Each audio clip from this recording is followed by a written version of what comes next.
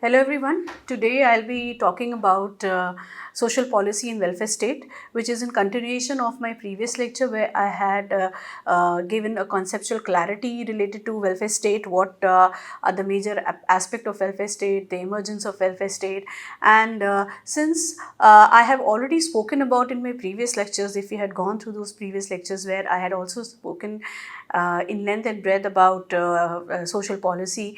So now social policy and welfare state, that how they are interconnected, what is the integration, and through the idea or through the mechanism of welfare state, how social policies are being formulated and implemented. So it just give you a viewpoint that a perspective that how social policies can be integrated and they can be implemented effectively, and how these two terms are important for any society, for any country to progress and to grow. So here we begin with this lecture, that is social policy and welfare state.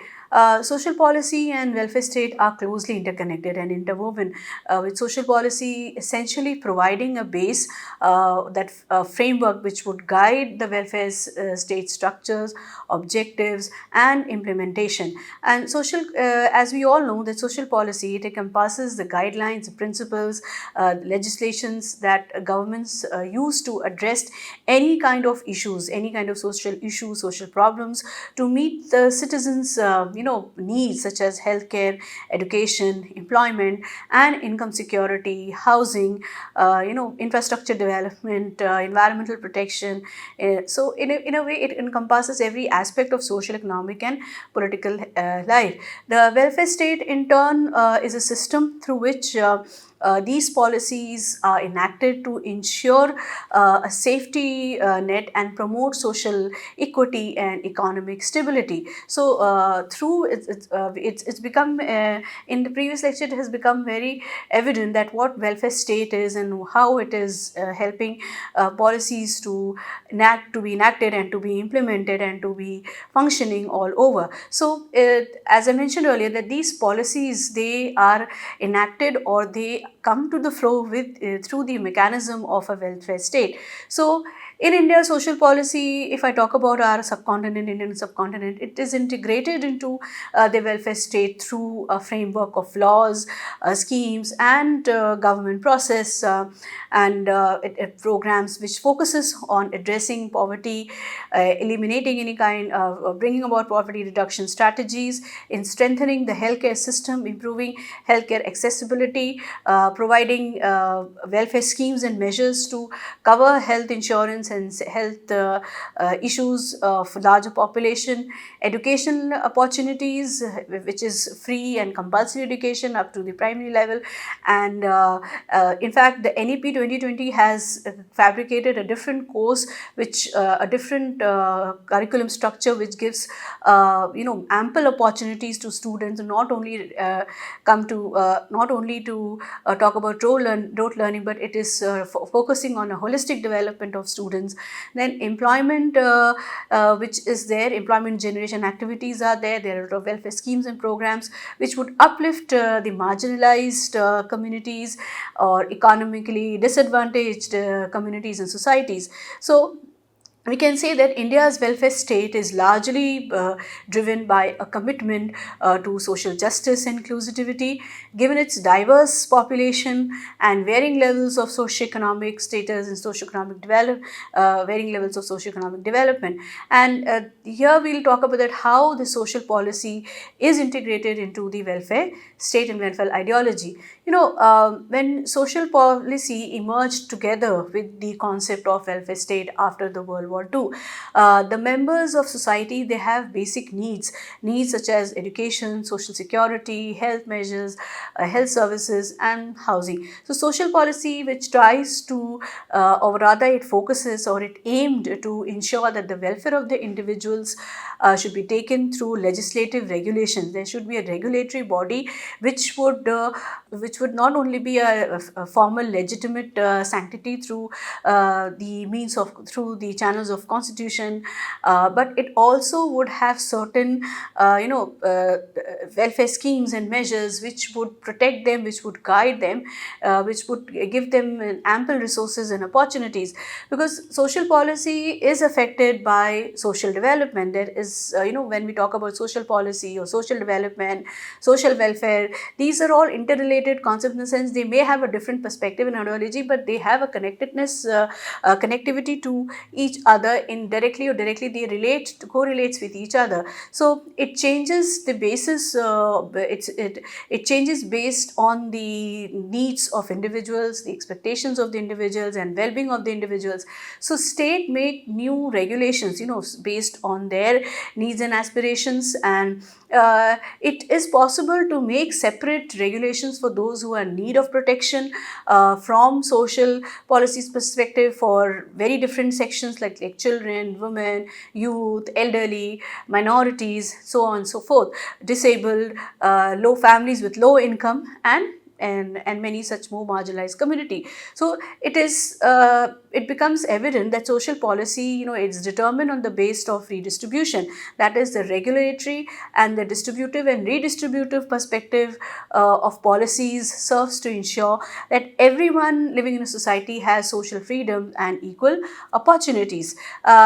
Ensuring the welfare of each individual becomes the primary objective, or becomes extremely important on the part of the state and other organizations that are social policy practitioners. So in a way, the state and becomes obliged to provide welfare means and resources for the larger growth and development, not only of the society but of the individuals too, because human beings, they are the important asset, they constitute the social capital, they become human resources. So it becomes imperative that the state has to provide necessary precautionary, preventive and protection to the individuals, to the citizen of the country. So the social policy which is put in force by the state and other institutions, it affects the welfare of society directly, and a state's regulations regarding welfare need to be determined by analyzing these policies and the subject and basic principles related with social policies and social needs and social problems, equal rights and social justice, efficiency, equity, choice. All these things are included in the analysis, in the prescription of how social policies would be created, would be implemented, and what are the basic tenets and principles and values associated when you are talking about its implementation and through the mechanism of welfare state.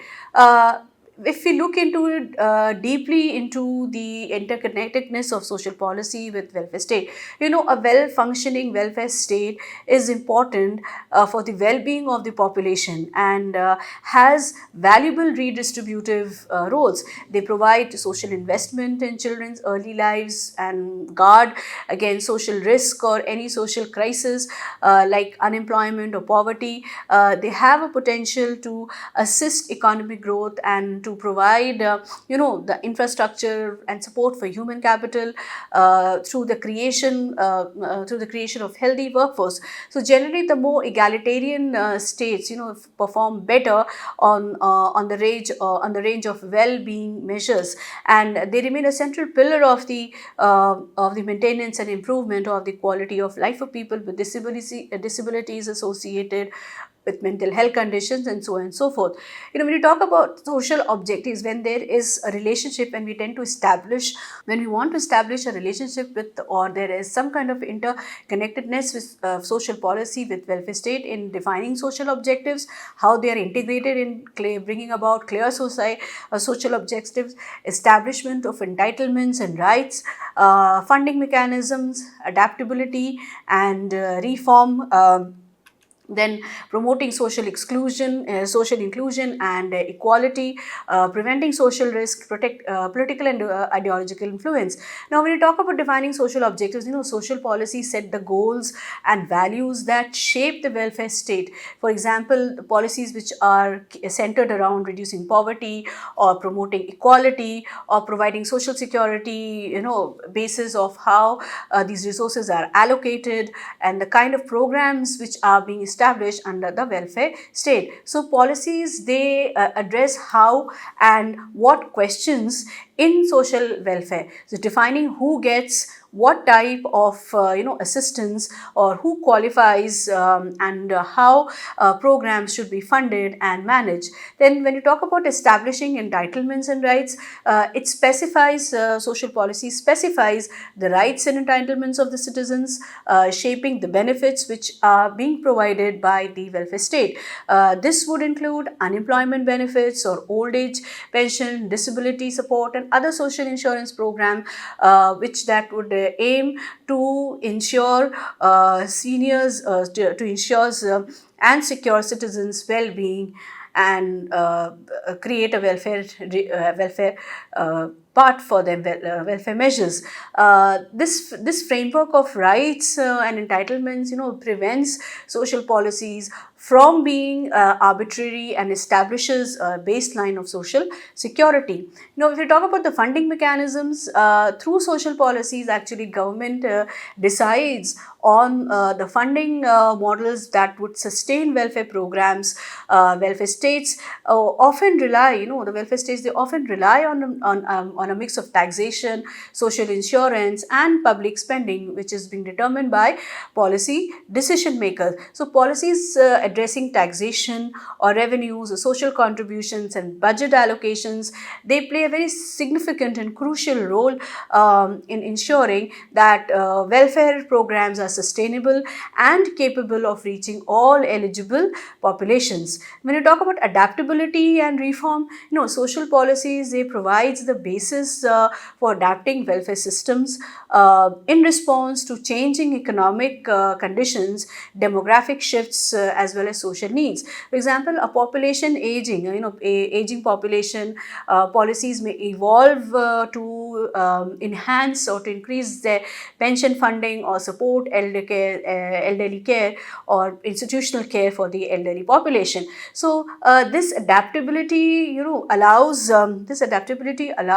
the welfare state to continuously address emerging social challenges, issues which may be there in the society sooner or later. So it could be unemployment, or it could be healthcare crisis, increased migration, the issues of refugees. So it tries to create and modify existing programs, bringing some review what policies are already there, creating, making it more flexible and approachable in terms of targets, in terms of achievable objects.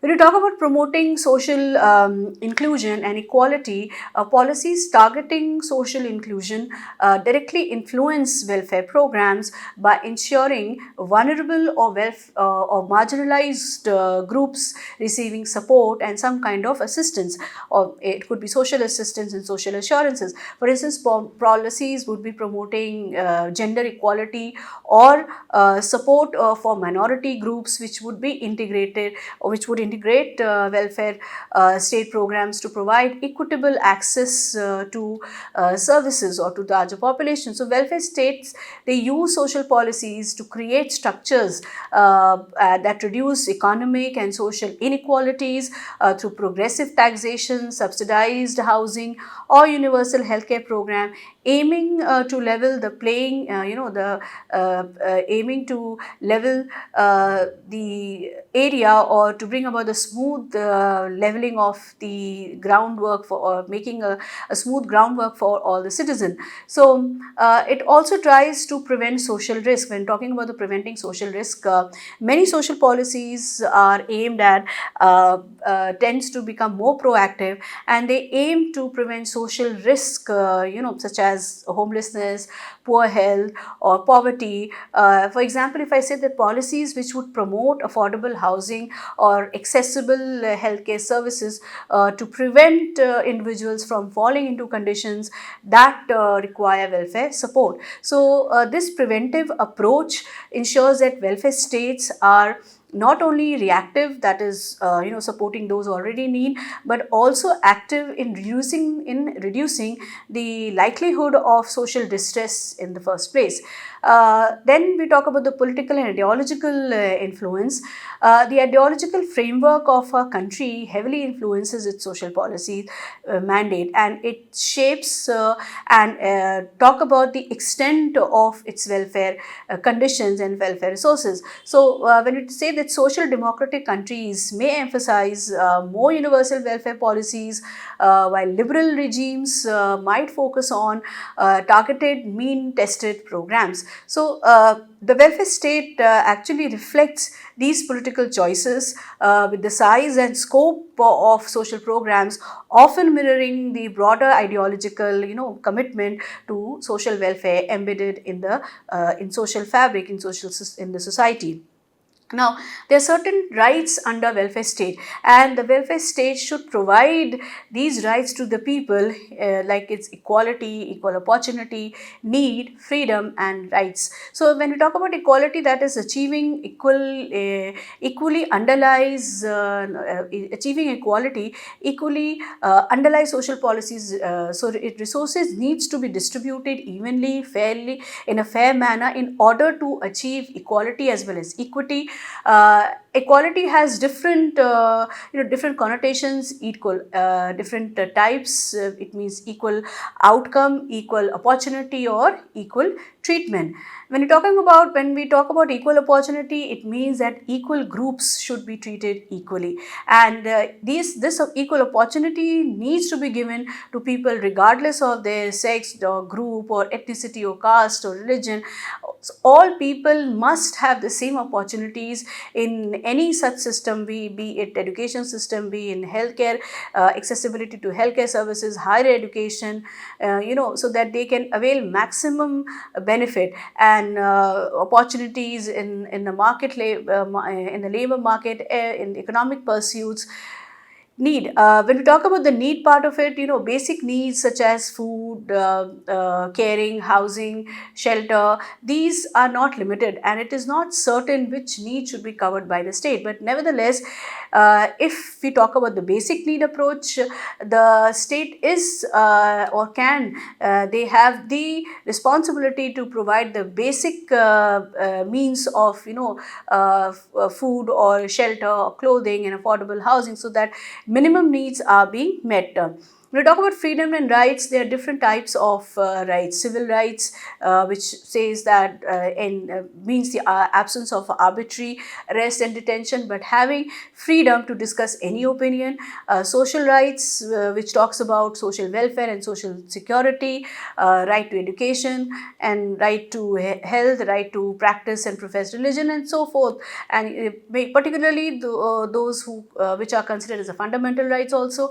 Then political rights include voting and joining any political parties, and the freedom to explain opinion in a democratic manner, the right to vote, the right to exercise, the rights which are being enshrined in the constitution. So all of these are provided by the welfare state and through the constitution, and the individuals who live in a society are bound to state through the bond of citizenship. So he has or she they have the right to request the state to which she is a citizen to make policies which would pave the way to provide the individual a better better platform, as well as would also protect the rights of that citizen. From this perspective, the citizenship concept plays a very significant role in determining the state obligation and the rights of the individual as a part of social policy fabric. Now, if I talk about the main goals of social policy, is that everyone should be ensured protection, and they should live in harmony, far away from any conflicts. So the target becomes all the more prominent, and it tends to ensure social justice, social development, social balance, social integration, and social peace. Now, everyone in the society, as I have already mentioned, if you talk about social justice, every everyone have equal rights in the face of equal risk. And in this way, the inequalities and differences caused by economic chances are eliminated. So all the policies that ensure that everyone has fair opportunities with regard to income, taxes, wages, education, social security, they contribute to the development of social justice. Now, if you talk about ensuring social balance and social development, and bringing about social balance, it is possible if everyone in the society lives in a harmonious relationship. They understand, they create a camaraderie, they follow the norms and rules, the written and unwritten rules of the society. Therefore, there would be social differences, but it also, there would be social cultural differences, but there is also an element of tolerance, and these differences are reduced through the mediums of education, knowledge and insightful, especially difference and inequalities with regard to opportunities of individuals living in different regions, which might cause any imbalances. So it is one of the main objectives of social policy practitioners to eliminate the differences regarding the development level, and to ensure that everyone benefits from the same social services. When we talk about social peace, it is also to integrate social peace is ensured through policies aimed at eliminating the factors that lead to the deterioration of the balance within the social structure. And especially in the capitalist society, the social difference created by the free market, it hindered the solidarity throughout the society. For the creation of the society through dominated by harmony, by reconciliation, policies should be implemented in order to eliminate the negative effects. When you talk about social integration, it refers to the minimization of political and economic factors that negatively affect the unity and solidarity in society. So education, culture, moral values are issues that affect social resolution in this sense. And the social, when we talk about social development also, social development caters to the change in the economic life, the development, the economic growth and development, the social development, which also aims at addressing societal issues and problems, eliminating to these issues, creating a more viable, conducive environment, and which talks about a drastic change in the social life of the individual. And social development is also related to human development and human development index, which although the human development had different connotations, but these are all concepts, ideology, which reflects how human being can grow and progress, keeping in mind their welfare and well-being. When we talk about achieving all these, it tends to bring about social democracy or democratic factors and principles which are being practiced in a nation. So it is possible to protect the fundamental rights and the freedom of individuals in a democratic order, with the legal order, in talking about democracy and freedom. So this goal of democracy also needs to be achieved in order to protect the rights and entitlement of the children to effectively participate, to be actively engaged in societal functions, and become a responsible citizen. When we talk about integration of social policy in Indian welfare system, there are certain elements, or there are certain key points which tends to actually integrate or bring about and a more transparent document in terms of how they would be how the integration would be done, like constitutional foundation, poverty alleviation program, social security and social schemes, education and skill development initiatives, healthcare and nutrition programs. So these are the mechanisms through which social policy functions in the welfare system. If you talk about the functionality part of it, the Indian Constitution, it lays down the foundation of a welfare state, especially through its directive principles of state policy, part 4. And these principles, non-justiciable, direct the state to promote welfare beyond by securing to promote welfare by securing social order which is based on justice, social, economic and political aspect. The key constitutional rights and principles push social policies toward free and compulsory towards a free and compulsory education opportunities, social securities, adequate means of livelihood during the welfare state objectives. Then poverty reduction is the cornerstone of India's welfare state, and policies have been, particularly social policies, have been targeting both rural as well as urban poverty through programs like Manrega and then Pradhan Mantri Awas Yojana for housing and many more such programs which I had already discussed. So these programs or welfare schemes and measures, they are deeply rooted in the social policy ideology which aims at reducing income inequality, disparities, providing a more firm basic safety net for vulnerable populations, which in turn strengthen India's welfare framework.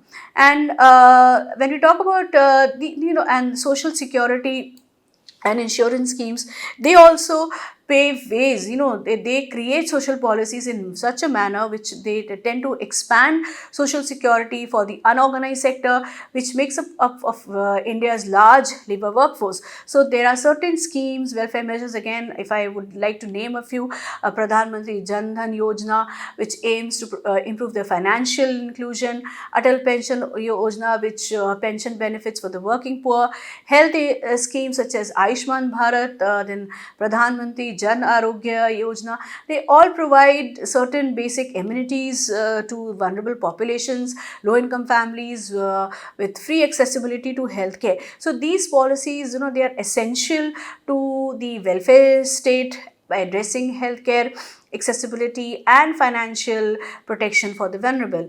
Then if you look into the education and skill development initiatives, Indian social policies again prioritize education as a driver of social mobility and economic growth. The Right to Education Act, which mandates free and compulsory education, while skill development programs have equipped youth with market relevant skills.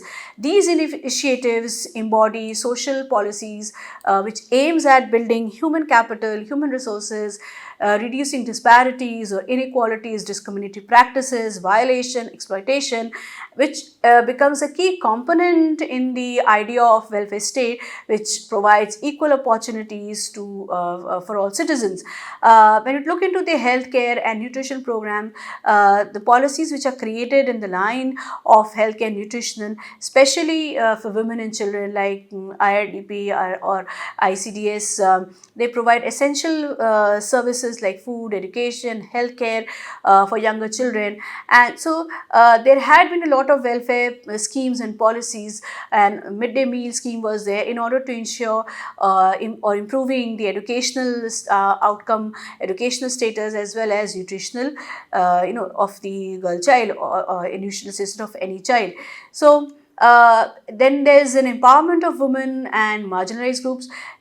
Policies which are created in order to provide a protection, or which emphasizes the support for marginalized groups. There are schemes for such vulnerable groups, the women and marginalized, which provides like your national social assistance program, then schemes such as Stand Up India, which promotes entrepreneurship among women, and there are pension schemes for the elderly, for the widows, people with disabilities. These policies, they actually integrate with the welfare objectives by aiming to bridge any social inequalities and empower historically disadvantaged communities, making more inclusive. So then there is rural and agricultural development schemes and programs which provides certain safety nets to the farmers. It improves irrigation infrastructure, supporting farmer welfare, and these policies, they ensure rural agricultural welfare, which remains a priority area. So it aims at reducing reducing any rural, insecurities, risk involved in agricultural farming. It reduces rural poverty as well as indebtedness. And then there is subsidies and public distribution system. India's welfare state integrates social policy with food and fuel subsidies to ensure basic necessities and which are affordable. So the public distribution system, which provides subsidized grain to low income families.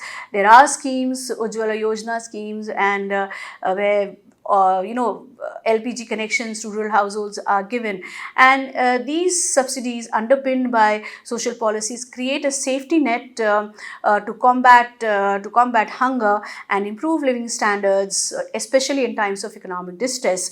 And then there is decentralization and grassroots participations through the policies which promote decentralization governance, such as the Panchayati Raj system and in the rural areas, and the municipalities in the urban areas. So India's welfare state aims for grassroots level involvement in social welfare programs, which are being designed to reflect the local needs, making the welfare state more adaptable and effective. This decentralized approach, guided by social policy, it strengthens the reach and relevance of welfare programs by involving local communities, by involving local communities in planning and the implementation level. So the recent, or I can say the recent social policy phenomena, they have an increasing accessibility to welfare through digital tools also, like Aadhaar identification system,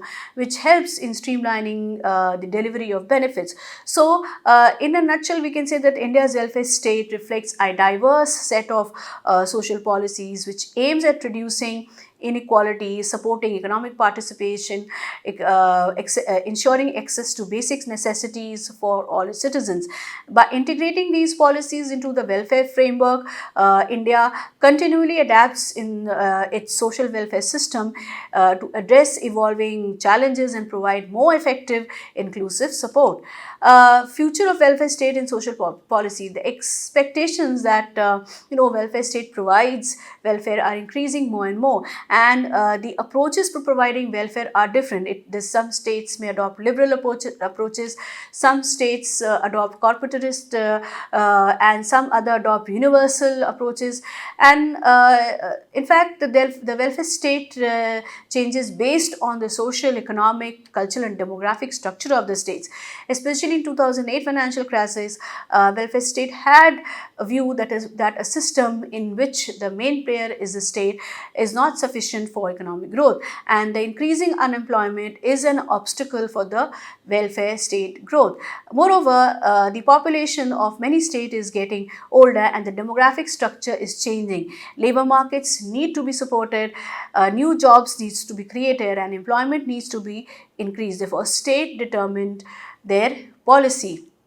And although many arguments had been raised in discussion on the future of the welfare state, it is possible to say that the rightist and the leftist views are more dominant. Through the rightist, the right view argues that the welfare state can overcome the crisis only by shifting to neoliberal policies. They are of this opinion, and they also argue that the obligatory change that took place in the Industrial Revolution is also valid for the information age, which emerged in the last quarter of the 20th century, and that social policies need to be developed by the supranational organizations after the change of welfare state. The legitimacy of welfare states was questioned by both the new right and the new left. The new left criticized the state roles was too weak compared to the markets, and reformulation of the state's role in societal development was needed. The new right is focused on the role of bureaucracy and pressure groups, and according to their opinion, society's welfare is more important than bureaucracy and pressure groups. interests. So globalization has also been cited as globalization, privatization has been cited as a reason for the transformation of the welfare state and social policies, its influence with the participation with the international organizations such as World Bank or World Health Organization and International Monetary Fund. For the leftists, they argue that welfare states have the ability to adapt themselves, changing conditions, and therefore they can overcome the crisis through reforms and restructuring. It has been suggested that the neo-Keynesian approaches should be adopted instead of the neoliberal approach in the reform process. As an alternative to these views, neoliberals and conservatives have made new initiatives under the name of the New Right, and the Social Democrats and Social Liberals have made new initiatives under the name the Third Way. And if I talk about, nation states should implement policies in economic and social spheres which is not only based on external process but based on internal dynamics. As stated earlier, although they have similar features, each country has a different applications for social protection. They have their own means, they have their own channels. The main important thing is to determine the impact of the change on demographic and cultural structure of the countries and make interventions appropriately or properly.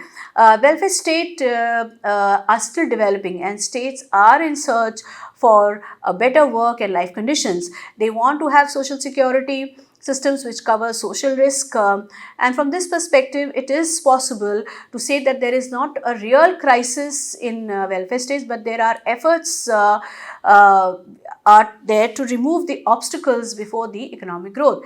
Welfare state needs to make regulations to decrease unemployment rates, taxes and public expenditures because of the decline in economic growth. There seem to be a tendency for narrowing in social policies because the proportion of social expenditure in public expenditure is high.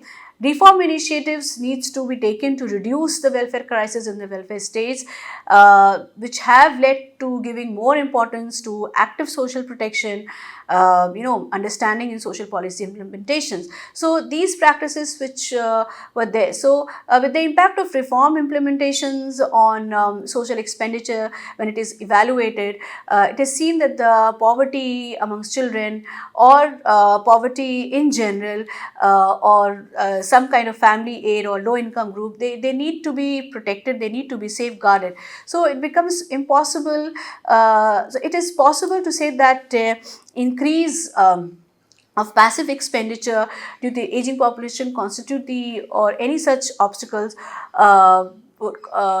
before realization of active. It is obvious that the development show that that view the social rights, freedoms and ideological thoughts are not sufficient to achieve economic growth. It is possible to say that welfare state having this view will follow more impartial policies about making social expenditure in future years.